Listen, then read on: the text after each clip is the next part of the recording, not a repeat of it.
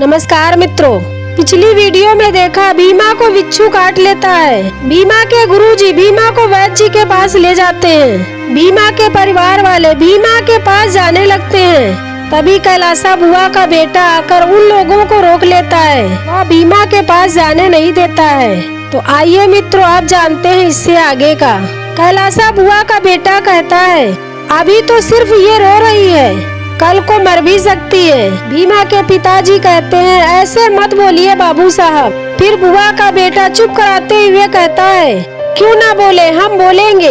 भीमा का भाई कहता है, भीमा पढ़ना ही तो चाह रही है, इस बात के लिए इतना मत गुस्सा होइए।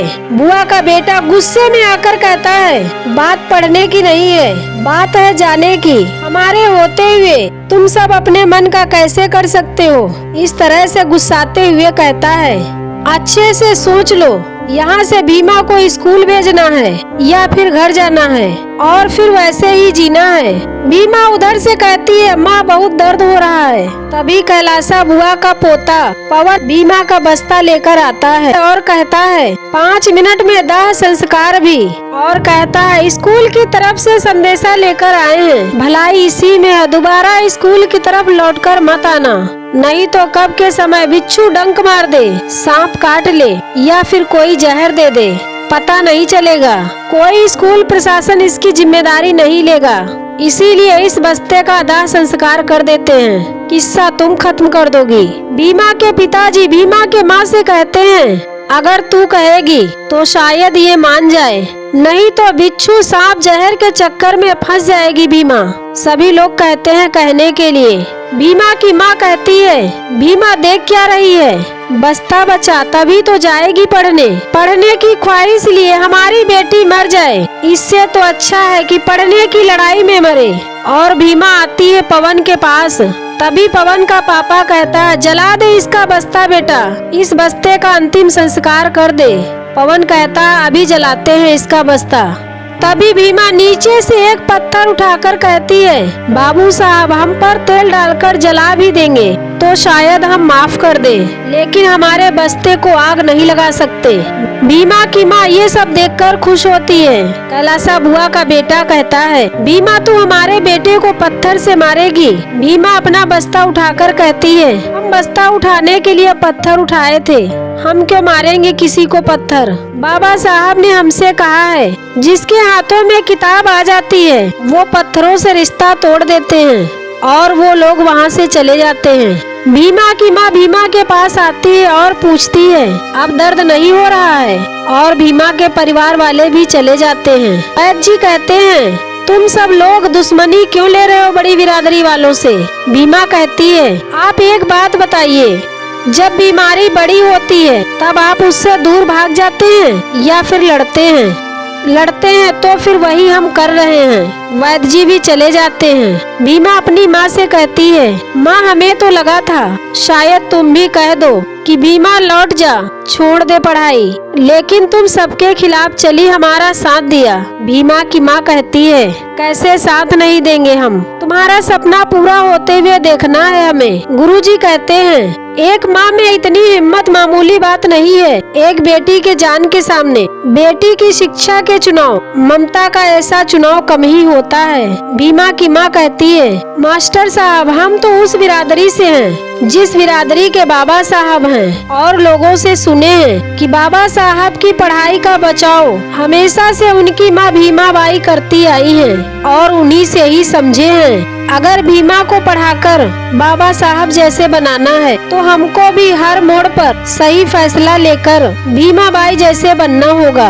गुरुजी खुश होकर कहते हैं, सही कहा आपने, और ये सच भी है। शिक्षा पाने का मैदान सिर्फ विद्यालय नहीं होने वाला है, घर से लेकर विद्यालय के बीच जो समाज है वहाँ हर जगह लड़ाई है, और इस लड़ाई में जीतने के लिए आपकी जरूरत पड़ेगी, एक माँ की जरूरत पड़ेगी। भीमा की माँ कहती है, हम तो हमेशा से इसके साथ हैं, और कहती है, भीमा हम जाते हैं काम पर। भीमा कहती है, माँ हमारी चिंता मत करना, क्योंकि हम जाते हैं विद्यालय। अपनी शर्त पूरी करने और सब लोग वहाँ से चले जाते हैं। विद्यालय में बुआ का पोता पवन पहुँचता है। सभी अध्यापक पवन से पूछते हैं क्या हुआ, बस्ता जला दिया। भीमा हमेशा के लिए चली गई, अब वो कभी नहीं आएगी। तभी भीमा आती है और कहती है भीमा भागी नहीं है। सभी लोग देखकर आश्चर्यचकित हो जाते हैं। भीमा गुरुजी से कहती है भीमा विद्यालय लौट आई है। भीमा पढ़ाई छोड़कर भाग नहीं सकती, चाहे जो कर ले आप सब पढ़ाना छोड़कर हमारे चक्कर में समय बर्बाद ना करें,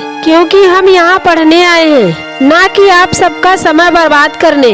अभी विद्यालय की छुट्टी होने में थोड़ा समय बचा है। हमें यहाँ से भगाने का कोई उपाय है तो आप आजमा लीजिए, क्योंकि सोमवार से हम कोई शर्त नहीं मानेंगे, बस पढ़ाई करेंगे और करते रहेंगे। आप सब चुप क्यों हैं? भीमा के गुरुजी कहते हैं भीमा किसी की जान खतरे में डालने से बढ़कर कोई कम प्रहार कर पाएगा।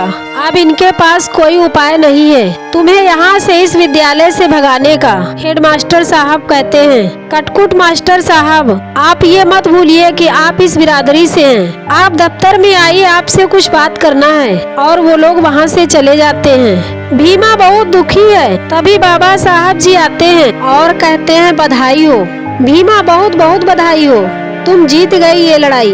इन सब की चुप्पी बता रही थी कि इनके पास अब कोई उपाय नहीं बचा है कि ये तुम्हें विद्यालय से तय सीमा में निकाल सके। वैसे भीमा आज तुम बहुत खास बन गई हो। भीमा कहती है क्या खास बन गए हैं? बिच्छू से डंक मरवा दिए, इतना दर्द हुआ मालूम है आपको? बाबा साहब भीमराव अम्बेडकर जी कहते हैं अच्छा ये बताओ, उन बड़ी बिरादरी वालों में से आज तक कोई तुम्हारी प्रतीक्षा की थी? भीमा कहती है नहीं। बाबा साहब जी कहते हैं लेकिन आज सबको प्रतीक्षा थी इस विद्यालय में तुम्हारे आने का, ना आने की। और पता है ये बदलाव क्यों? भीमा कहती है नहीं। तब बाबा साहब कहते हैं किसी व्यक्ति का व्यक्तित्व नियंत्रित होने लगता है तब ऐसे बदलाव होने लगते हैं जहाँ वो व्यक्ति खास बनने लगता है। भीमा पूछती है बाबा साहब जी कहते हैं समझ जाओगी, धीरे धीरे मैं सब कुछ तुम्हें समझा दूंगा। चलो अब थोड़ा आराम कर लो, क्योंकि ये तो पढ़ाई शुरू होने से पहले की लड़ाई है। अब परसों से पढ़ाई की लड़ाई शुरू होगी और इसी के बाद एपिसोड नंबर 16 समाप्त हो जाता है। मित्रों ये जानकारी आप लोगों को कैसी लगी कमेंट कीजिएगा और हमारे चैनल को लाइक और सब्सक्राइब कीजिएगा। जय भीम, जय भारत, जय संविधान।